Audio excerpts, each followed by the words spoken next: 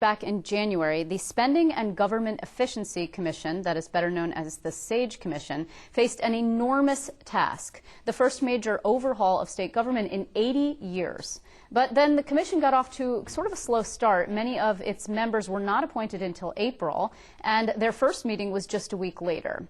That left them unable to meet the original May 1st deadline proposed by the governor for their first round of recommendations. They are making some progress now. Joining me with an update on its progress, on the commission progress, is former State Senator Mike Balboni. He is sitting on the commission. Senator, how are you? Good evening. So, good. Tell us then, there are a lot of things that are being discussed. What I've been hearing at this point is that despite the movement that we have seen SAGE make, we're not going to see any major bills for government consolidation this time around, in part because the legislature has such a full plate and only, after today, 9 working days left in the session. As you know, the budget provided for the ultimate spending authority for any costs associated with the operations of the commission. Then the appointments were done very shortly thereafter. Right. And that, of course, left little time within this calendar. But we are making great progress, I think, in examining all the different issues. You know, this is a sprawling government, as you said before. It hasn't really had this kind of overhaul in 80 years. And frankly, it used to be the vehicle for this was the constitutional conventions, which, of course, New York has said we're not going to do that anymore.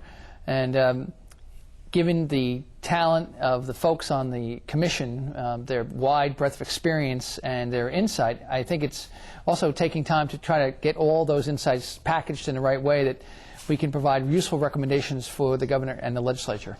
Well, and also, let's just be frank. I mean, some of the things that SAGE is likely to propose will likely be difficult, politically speaking, for the certain lawmakers to swallow. For example, shifting Bel Air Mountain, the ski center, out of the DEC's purview and perhaps somewhere else might be something that people would have a problem with, particularly if they represent the area.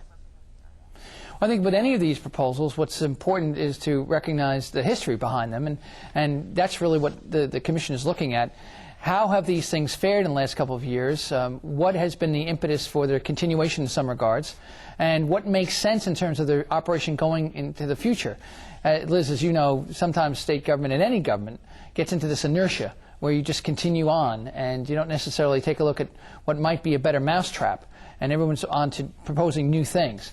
And so one of the Commission recommendations that I was actually a part of was the elimination or consolidation of the Commission's agencies or authorities, kind of cleaning out the underbrush of state government, as it were. Sure. And a part of this is taking a look at what's been proposed that may have been a great idea, say, 5, 10, 20 years ago, but yet really doesn't have the same kind of efficacy or importance, or maybe can be done a better way. So it's an opportunity to re-examine state government as well as to see what systems should remain and what systems should not. Okay, well here's a hilarious one. I mean, look, this is like sort of the exhibit A for why this is necessary. You're a Long Island guy.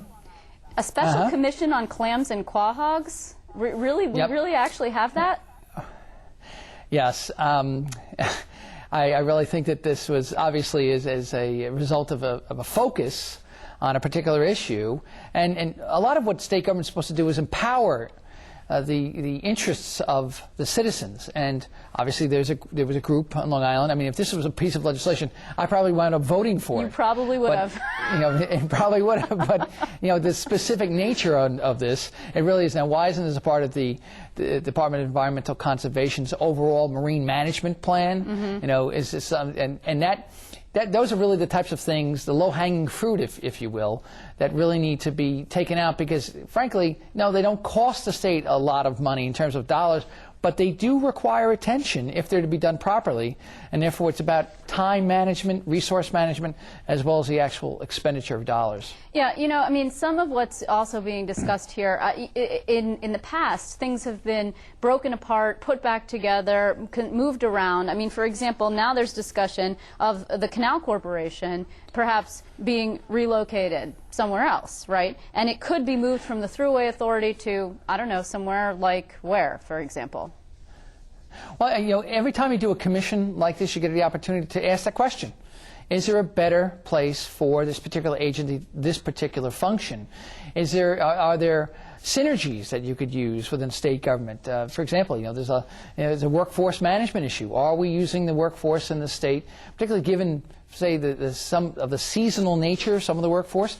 Could they be utilized in other avenues, other employments that would benefit the state, drive efficiencies? The other states have looked at this. Other states have come up with different plans, and this is something that Governor Cuomo, I think, very wisely has said, here's the moment.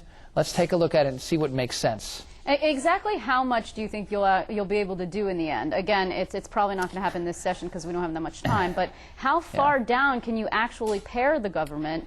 Because, as we've noted, I mean, maybe you don't need a commission on quahogs and bivalves, et cetera, but perhaps you do exactly need the Thruway Authority, for example. Well, yeah, sure, and obviously those are the questions. That's really the purview.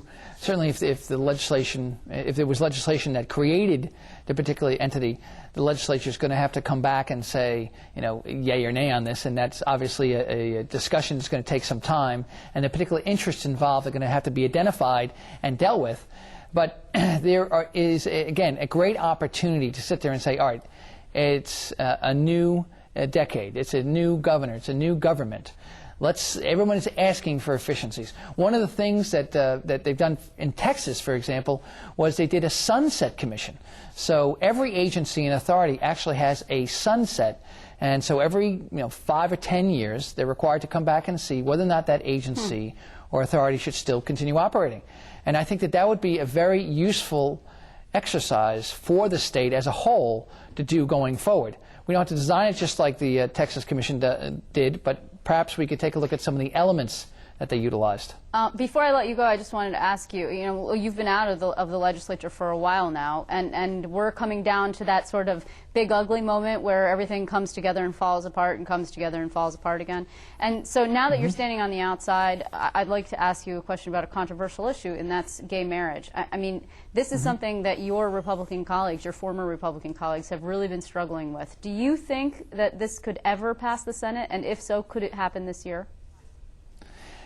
Since I'm in the private sector, I really try to stay away from making predictions. I will say, though, that this is on the same type of trajectory, again, from the perspective that I have on the outside now, as, say, the assault weapon ban. Some people said that would never pass.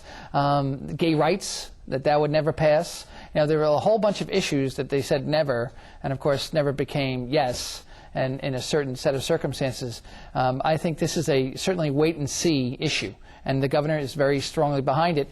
He's shown a lot of capability, so I wouldn't count that issue out yet. Yeah. Well, 9 days remaining. It's sort of like an eternity in Albany time, so we shall see. I want to thank you very much for coming in and talking to us about the SAGE Commission. I hope to see you soon, Mike Balboni. Thank you very much. Thank you, Liz.